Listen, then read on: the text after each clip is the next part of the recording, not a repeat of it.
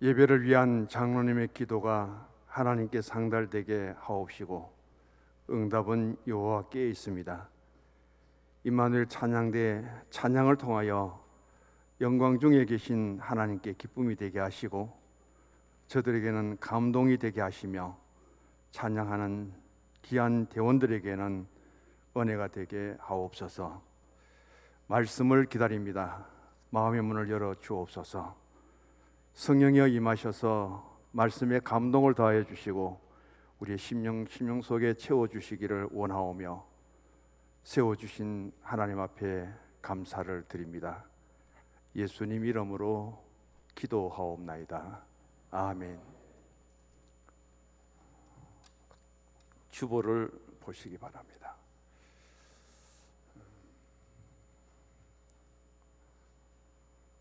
누가복음 15장 11절에서 31절을 갖고 세 번째 설교를 합니다. 첫 번째 포커스는 탕자 둘째 아들에 맞추었고요. 지난 주일은 맏아들 큰 아들에 대해서 바로 그 중심을 성찰해 보았습니다. 오늘은 아버지가 주제가 되겠습니다. 우리 사람이 죄를 짓기 전에, 타락하기 전에 하나님이 우리에게 주신 유일한 것이 바로 인간의 자유의지입니다. 이 자유의지라고 하는 것은 여러 가지 대안들 중에 사람인 우리가 한 가지를 선택할 수 있는 그것을 말하고 있고요. 어떤 구속된 상태 속에 어떻게 묶여있는 상태 속에서 벗어나서 내가 행동할 수 있는 인간의 능력이라고 볼 수가 있습니다. 자유의지에 있어서 가장 중요한 것은 선택권이에요. 제가 심리학을 전공했는데 심리학에서는 결정권이라고 하죠. 선택권과 결정권은 차이가 있고 결정권은 우리 기독교에서 받아들이지 않습니다. 하나님 앞에 우리에게 주어진 그 자유의지를 통해서 나는 신앙을 선택할 수도 있고 불신앙을 선택할 수 있습니다. 하나님 앞에 나는 순종할 수도 있고 불순종할 수도 있습니다. 나는 죄를 지을 수도 있고 나는 죄 지지 않고 성결하게 살아갈 수 있는 길도 있습니다. 그걸 내가 어떻게 선택하느냐에 따라 결과가 달라질 수밖에 없지요. 성경 해석법을 지금 논하기는 시간이 없기 때문에요. 누가복음 15장의 탕자의 비유와 창세기 2장과 3장에 들어가면 아담과 하와의 사건을 연결시켜서 설명할 수가 있습니다. 그럼 탕자의 자유의지는 무엇이었는가?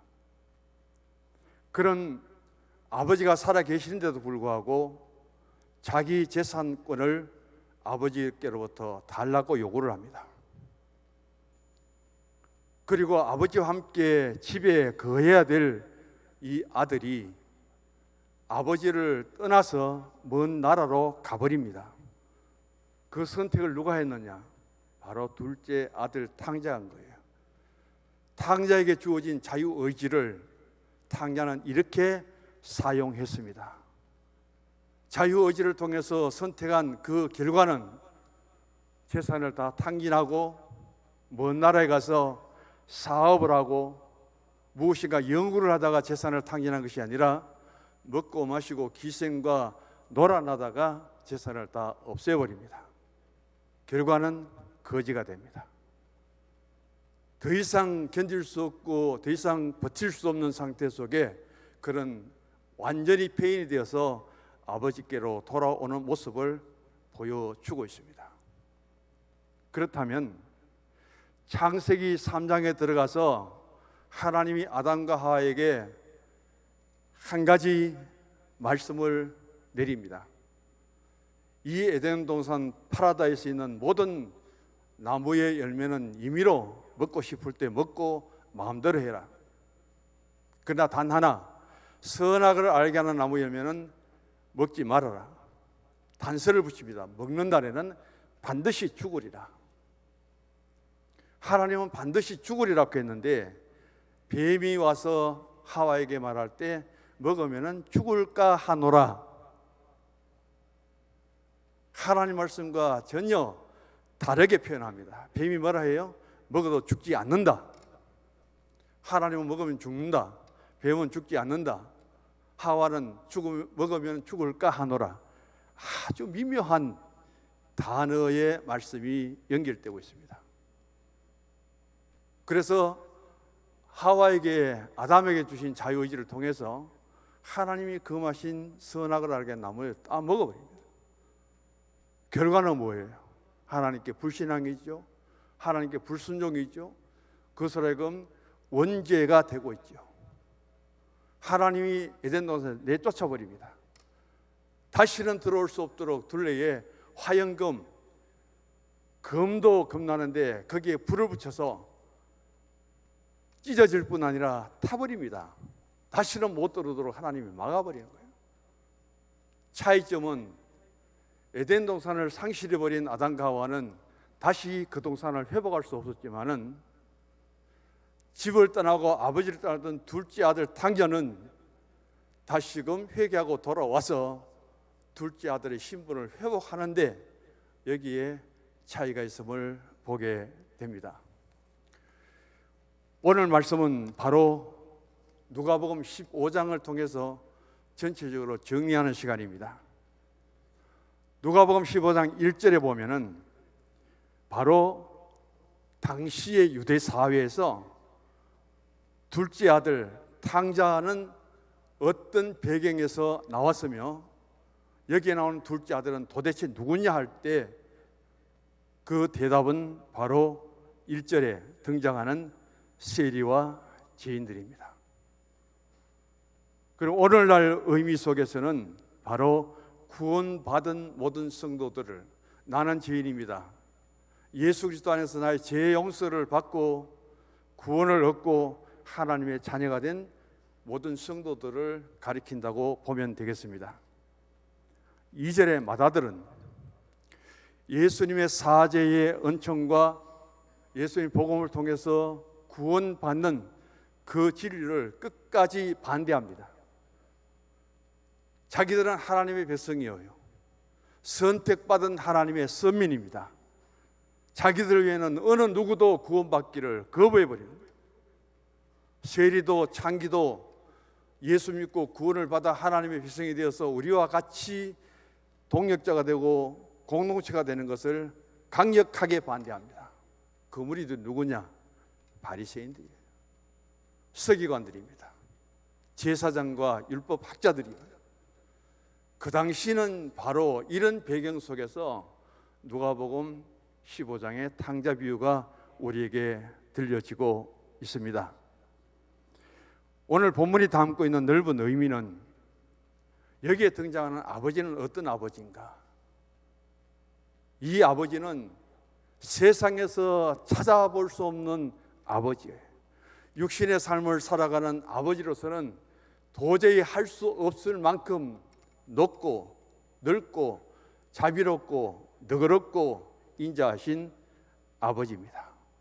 최고로 우리가 아버지 중에서 평가할 수 있는 그런 분이에요. 그렇다면 바로 그 아버지, 가장 너그럽고 가장 자랑스럽고 가장 위대하신 그 아버지에게 둘째 아들은 도대체 뭐냐는 거예요.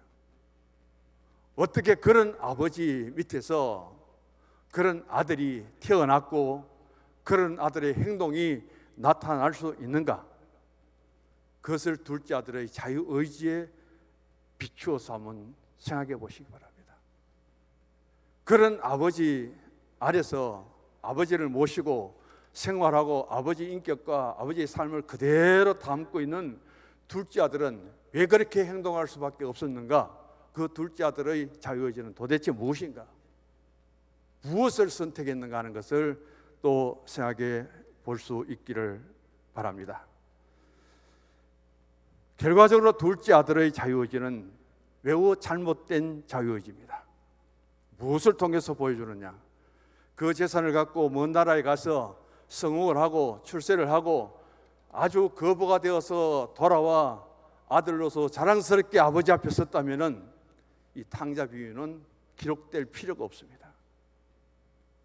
그런데 재산 다 탕진하고 그것도 사업을 하고 무언가 투자를 해서 열심히 살려고 노력하다가 실패한 것이 아니라 완전히 육체의 쾌락을 쫓아서 기생들과 먹고 마시는데 다 탕진해버리고 인간의 사회 속에서 경진된 상태 속에 돼지 우리에 가서 돼지와 놀고 돼지의 먹이를 먹으면서 그런 비참함, 인간의 가장 낭떠러지 속에서 그때서야 그가 아버지를 생각하고 떠났던 집을 그리워하고 그리고 다시금 돌아가려고 하는 그 생각, 그것을 생각해서 이 결과론적으로 보면은 이 둘째 아들의 자유의지는 실패 중에 실패죠. 선택 중에 가장 잘못된 선택임을 우리에게 보여주고 있습니다. 이 둘째 아들과 바로 아담과 하와의 모습입니다. 하나님이 금하신 선악을 알게 하는 나무 열매를 먹지 말아라. 그런데 하나님이 자기 어떤 노력도 하지 않고 낙원입니다. 파라다이스예요. 그에 대한 소원을 특별히 구별해 만들어 두시고 들어가서 살면 됩니다. 아담과 하와가 노력한 것은 전혀 없어요. 하나님의 말씀을 따라 순종하고 하나님과 동행하고 찾아오시는 하나님을 맞이하고 감사와 기쁨으로 살아가면 그 좋은 삶의 자리에서 하나님의 은총을, 은혜를 잊어버립니다. 날마다 눈만 뜨면은 어떻게 하나님이 우리에게 이런 동산의 은혜를 베풀어 주실까? 먹고 살고 우리가 생활하는데 전혀 불편 없이 하나님이 모든 것을 채워주셨을까? 아무리 돌아봐도 내가 한 것은 아무것도 없고 모든 것이 하나님의 은혜입니다. 어떻게 그 하나님의 은혜를 그렇게 깡그리 잊을 수가 있느냐는 거예요. 그것도 하나님은 할 수 없는 것을 부탁한 것이 아니라 선하게 알게 하는 나무 열매만 먹지 아니하면 돼요. 유일하게 금하신 그 열매를 따먹으렵니다. 왜 따먹었느냐? 그 열매를 따먹으면 눈이 하나님만큼 좋아져서 하나님 보는 것 다 보고 지위가 하나님만큼 높아져서 하나님 통제를 안 받아도 되고 그런 인간의 욕심이에요. 죄의 본성입니다. 거기에 현혹되어서 그는 분별력도 없이 선악을 알게 하는 나무 열매를 따먹고 말았습니다. 결국 죄를 지었죠. 인간의 죄 중에서 원죄가 얼마나 크고 무거운 죄인 줄 아담이 알았을까요? 하와가 깨달았을까요? 결과적으로 보면은 그 죄의 무게는 인간으로서는 감당할 수 없는 무게입니다. 누구도 그 죄를 벗어날 수 없어요. 예수님 오셔서 죄의 짐을 대신 지고 십자가의 대속이 없이는 절대 용서받을 수 없는 죄, 구원받을 수 없는 그 죄를 우리에게 남겨두었습니다. 이게 원죄예요. 하나님 앞에 내가 한번 선택해야 될 때 그 모든 것 중에 잘못 선택한 것 하나 때문에 자유의지를 잘못 선택한 것 때문에 어떤 결과가 주어진다는 것을 뼈저리게 느꼈을 것이고 다시는 그 동산에서 살지 못하고 에덴 동산을 버리고 추방당하는 이 부부의 모습, 그 삶의 형태, 두 사람은 하나님께 자유의지를 잘못 선택한 결과지만은 동산을 벗어나서는 두 아들 중에 큰아들 가인이 둘째 아들 아벨을 돌로 쳐 죽이는 살인사건까지 벌어지는 이런 비극적인 가정이 되고 말았습니다. 그래서 이 탕자가 자유의지를 사용한 것과 하나님 앞에 아담과 하와가 자유의지를 선택한 것과 그것을 견주어서 연결시켜서 구약에서 신약에서 우리에게 조명해 주고 있다는 사실. 조금이라도 영적인 신앙을 가졌다면은 아담과 하와가 에덴 동산에서 자유의지를 어떻게 선택했느냐에 따라 그 결과를 믿음으로 받아들였다면은 절대 둘째 아들 같은 그런 행동이 나와서는 안 된다는 것이죠. 그게 믿음의 교훈이죠. 두 번째를 보시기 바랍니다. 존 맥스웰 목사의 책 생각의 법칙입니다. 책 한번 소개해 주십시오. 저 책입니다. 번역도 잘 돼 있고요. 자, 밑에 제가 요약한 글을 좀 띄워 주십시오. 같이 한번 읽습니다.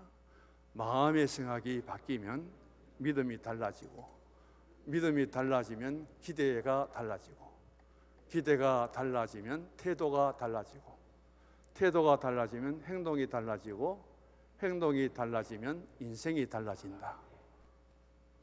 사람을 사람답게 만드는 것은 출신과 환경이 아니라 생각의 차이다. 그러므로 당신의 생각이 인생을 결정한다. 모든 것은 생각에서 비롯된다.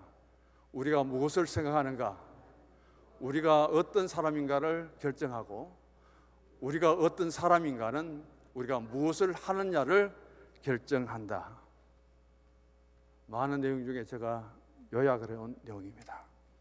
가장 포인트는 우리가 어떤 사람인가를 결정하기 위해서는 내가 무엇을 생각하고 있느냐, 탕자가 무엇을 생각하고 있느냐에 따라서 탕자의 길을 가버립니다. 큰아들이 무슨 생각을 하고 있었냐에 따라서 모시고 있는 아버지에게 불평불만을 쏟아부어 버립니다. 아버지는 어떤 생각을 하고 있었을까요? 아버지를 떠나고 집을 떠나 멀리 가 있는 둘째 아들이 그래도 돌아올 줄 알고 날마다 문을 열어놓고 어서 돌아오기를 기다리는 그 아버지의 너그러움, 함께 같이 살아가면서도 큰아들이 아버지의 마음을 이해하지 못하고 아버지의 기쁨이 아들의 기쁨이 되고 아버지의 즐거움이 아들의 즐거움이 되는 그것을 아버지는 원하고 있는데, 둘째 아들은 왜 그렇게 행동했을까요? 왜 그렇게 말했을까요? 여기에서 바로 생각의 법칙이라는 유명한 말씀을 맥스웰 목사님은 다루고 있습니다. 생각의 법칙, 참 좋은 말씀이고요. 우리가 믿음 생활을 하면서 생각이라는 단어는 빠뜨릴 수가 없습니다. 유명하고 또 그런 목사님들이나 저술가들이 많은 단어를 사용하고 있는 중에 하나는 생각이에요. 생각이라는 것을 빠뜨린 분들은 거의 없더라고요. 그렇다면 오늘 우리는 질문을 던져봅니다. 둘째 아들은 아버지 재산을 받아서 아버지 통제를 떠나서 살아가면서 무슨 생각을 하면서 살았을까요? 내가 이렇게 살다가는 아버지로부터 받은 재산을 곧 탕진해버리고 다 없애버릴 것이다. 그 생각이 한 번이라도 있었다면 중간에 돌이켰을 거예요. 그렇게 낭비하지는 않았을 거예요. 그런 완전히 거지가 될 때까지, 가장 인생의 밑바닥에 떨어질 때까지 생각을 한 번도 제대로 하지 못한 아주 못난 아들이죠. 그렇다면 큰 아들은 무엇입니까? 여기에서 우리는 둘째 아들의 머릿속에는 돈만 있으면 최고다, 나의 행복과 나의 삶의 만족함은 돈으로서 해결할 수 있다, 그렇게 생각했을 거예요. 아버지 집에서 아버지의 사랑을 받는 것, 가정의 가족들의 따뜻함, 그리고 아직은 내가 세상을, 사회를 너무 모르기 때문에 아버지의 가르침을 받고 아버지의 도움을 받아야 된다는 그 사실, 그런 것들을 깡그리 잊어버립니다. 돈만 있으면 최고라는 거예요. 내게 가진 돈으로 내 마음대로 한번 세상을 살아보자는 그 생각 외에는 아무것도 없습니다. 그래서 물질을 요구합니다. 그 돈을 가지고 마음대로 한번 살아보았습니다. 성경은 말하기를 허랑방탕했다. 그는 떠돌아다니며 자기 놀고 싶은 대로 놀았다는 거예요. 그것도 착실하게 성실하게 정직하게 산 것이 아니라 방탕하면서 그의 삶은 한마디로 돌이킬 수 없을 만큼 수렁덩이에 빠지고 말았습니다. 그 아버지 곁을 떠날 때는 얼마나 당당하게 떠났겠어요. 아버지가 살아있는데, 유대의 습관, 관습으로는 아버지가 살았을 때는 유산을 요구할 수 없습니다. 자기 몫을 요구할 수 없어요. 그러면 아버지께 내 재산을 달라고 요구할 그때는 아버지는 죽어야 되는 거예요. 빨리 죽으라는 뜻입니다. 아주 불효자예요. 그 말 한마디가. 엄격한 율법을 지키는 동네에서는 그런 아들을 매를 들고 때려서 동네에서 내쫓아 버린답니다. 그런 아들을 두었지만 아버지는 아무 말 없이 요구한 대로 다 줬습니다. 아버지 집을 떠날 때의 탕자의 모습과 돌아왔을 때의 모습, 그 간격이 몇 년인지는 몰라도 그 차이점을 한번 비교해 보시기 바랍니다. 당당합니다. 이제는 아버지 간섭을 안 받아도 되고 아버지 통제를 안 받아도 되는 거예요. 먼 나라로 가버립니다. 그렇게 떠났던 둘째 아들이 돌아올 때의 모습은 비교가 안 되죠. 아들은 이제 자유롭게 살아보자, 내 마음대로 한번 살아보자, 그렇게 생각하고 세상을 떠났는데 사회 속에서 그는 자유롭게 마음대로 살았습니까? 마지막은 돼지들과 살아요. 사람의 밥을 먹지 못하고 돼지 죽을 먹고 있어요. 그것도 먹을 게 없습니다. 굶주려서 죽게 되었을 때 그때서야 생각이 돌아옵니다. 이제까지 전혀 생각하지 못했던 그 생각이 그때서야 떠오릅니다. 그리고 그 생각의 결과는 뭐예요? 내 아버지 집에는 품꾼들도 많고 먹을 것도 많고, 그런데 내가 왜 아버지를 떠나서 이 고생하고 있지? 내가 여기서 죽으면 안 되는데 내가 집으로 돌아가야 되겠다. 돌아가기로 생각을 굳힙니다. 마음을 먹습니다. 또 어떤 생각을 했느냐? 내가 아버지의 당당한 아들입니다. 내 재산을 요구할 수 있을 만큼 나는 아버지 아들로서 손색이 없습니다. 내 재산 주십시오, 내 먹고 주십시오 하고 요구했던 그 아들이 돌아가기 전에는 뭐라 합니까? 아버지, 나는 죄인입니다. 아버지 앞에 재산을 요구하고 떠날 때와 돌아올 때 탕자의 모습을 연관시켜서 비교해 보시기를 바랍니다. 그렇게 당당하던 둘째가 아버지 집에 오기도 전에 생각을 바꾸니까 아버지 앞에 나는 죄인입니다. 또 뭐예요? 이제 돌아가다 아버지를 만나도 나는 아버지의 아들의 자격이 없습니다. 아버지 주위에 쓰고 있는 품꾼들 중에 하나로만 인정하고 나를 받아줘도 나는 말할 수 없이 감사할 뿐입니다. 아들의 생각은, 탕자의 생각은 이렇게 달라졌습니다. 어디에서?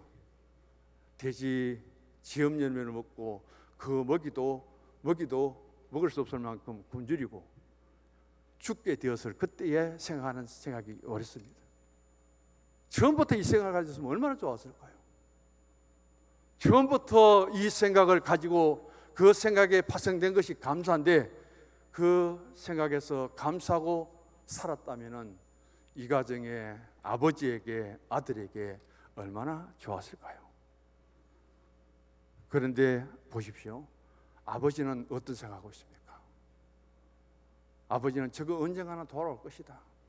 실패를 하든 그가 어려움을 당했든 부자가 되었든 언젠가는 돌아올 것이다.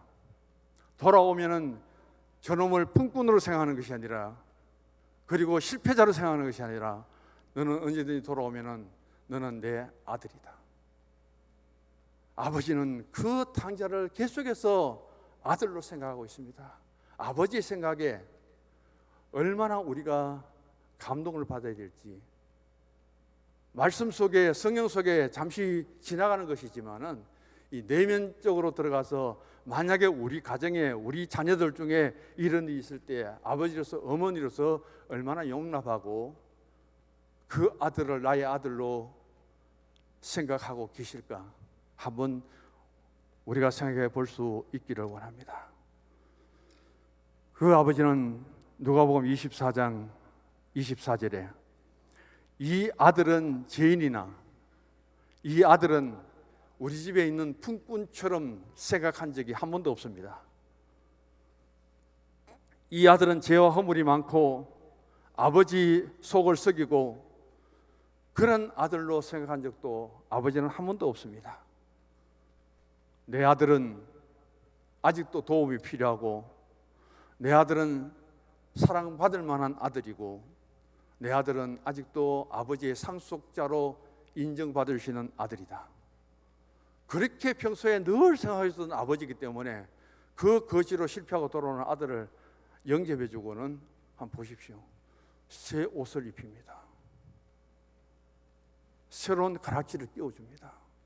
새로운 신발을 신겨줍니다. 너는 품꾼이 아니라, 너는 실패자가 아니라 이제부터 다시금 내 아들이다. 아버지의 생각이 얼마나 훌륭한지. 그때에 이 아들이 아버지 품에 안기면서 어떤 생각했을 거예요? 아, 나의 행복은 물질에 있는 것이 아니고, 나의 행복은 아버지를 떠나서 내 마음대로 살아가는 것이 아니라 아버지 안에 참된 행복이구나.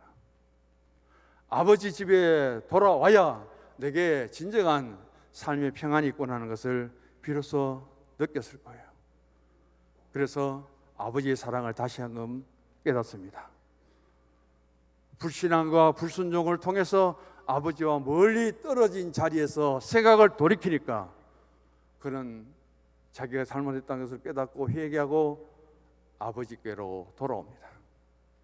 아버지와 같이 살면서도 육신은 같이 있는데 마음은 멀리 떨어졌던 첫째 아들은 그 아버지의 마음을 언제 깨닫고 그 아버지께로 진심으로 돌아올 수 있고, 아버지의 마음을 이해하고 아버지의 기쁨이 나의 기쁨이 되고 아버지의 즐거움이 나의 즐거움이 될 수 있는 그런 아버지와 아들의 만남이 이루어질 수 있을까요? 여기에서 아버지 마음을 생각하며 정리를 하겠습니다. 아버지 마음은 주부해 오시기 바랍니다. 첫 번째, 기다리는 마음입니다. 집을 떠난 둘째 아들의 관점에서 그의 행동과 삶을 우리는 몇 주간에 걸쳐서 보았습니다. 이제는 그 아들에 대한 아버지의 행동과 모습을 우리가 한번 하나님의 마음에서, 신앙의 입장에서 생각해 볼 수 있기를 원합니다. 탕자에 대한 아버지의 마음은 가장 우선적으로 보여주는 것이 바로 기다림이에요. 어서 돌아오, 어서 돌아마노.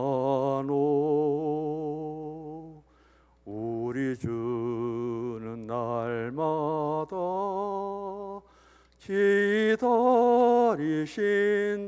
기다리신다오. 찬송가 527장. 이 아버지의 기다림의 마음이 오늘도 하나님께로, 교회로, 주님 품으로 돌아오기를 바라는 아버지 하나님의 마음이시고 우리 주님 예수 그리스도의 마음이신 줄 믿으시기 바랍니다.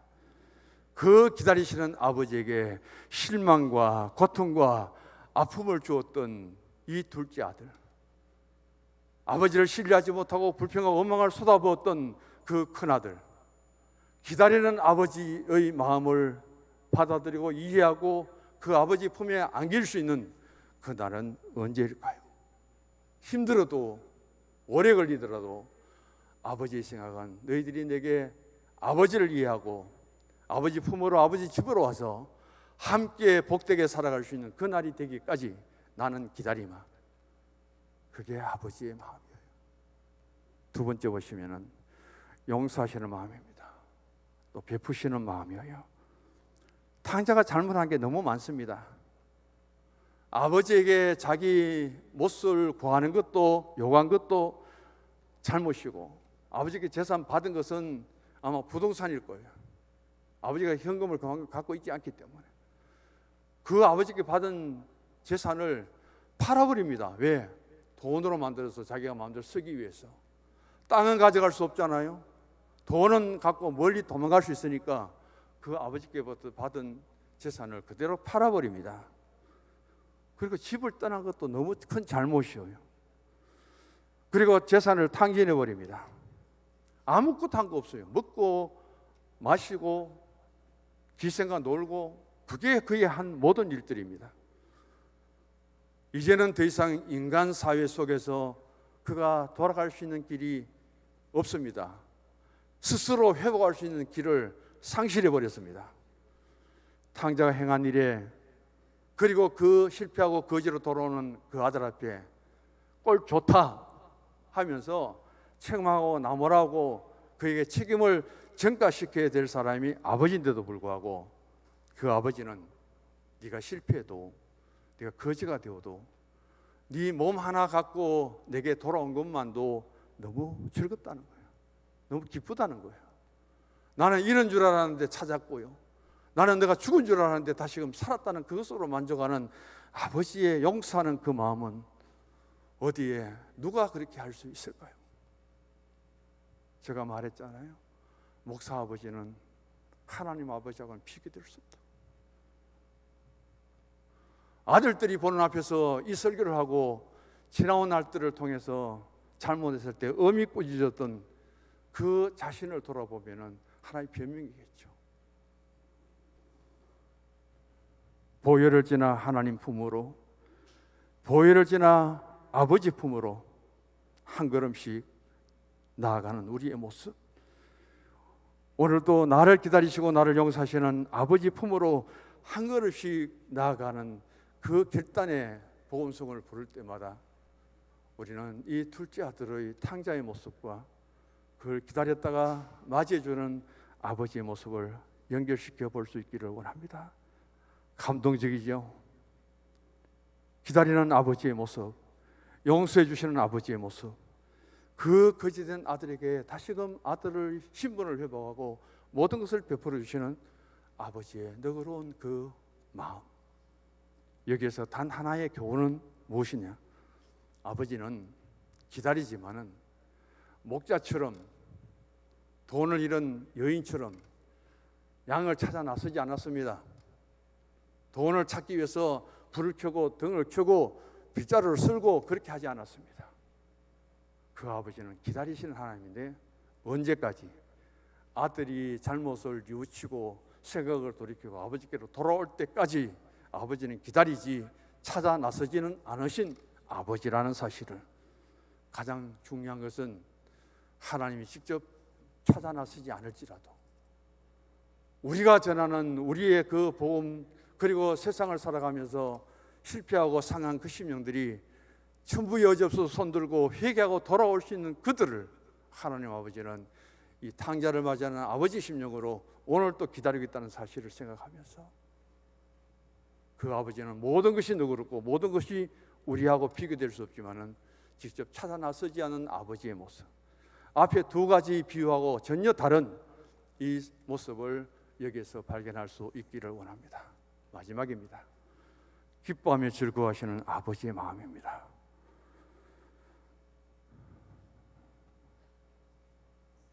이런 것을 찾았을 때 모습이죠. 또 축소해서 정리할 수밖에 없네요. 우리는 잃었던 사람을 찾는 것 중에 가장 감격적이고 감동적인 것, 세계 역사 속에서 우리나라가 유일하게 보여준 것이 있습니다. 6.25 사변을 통해서 이산 가족들, KBS에서 이산 가족을 찾습니다. 캠페인을 벌이고 그럴 때 온 나라가 도배해요. 방송국뿐 아니라 주변에 전부 이름을 썼고 누구를 찾습니다. 우리 참 많이 울었잖아요. 그걸 보고.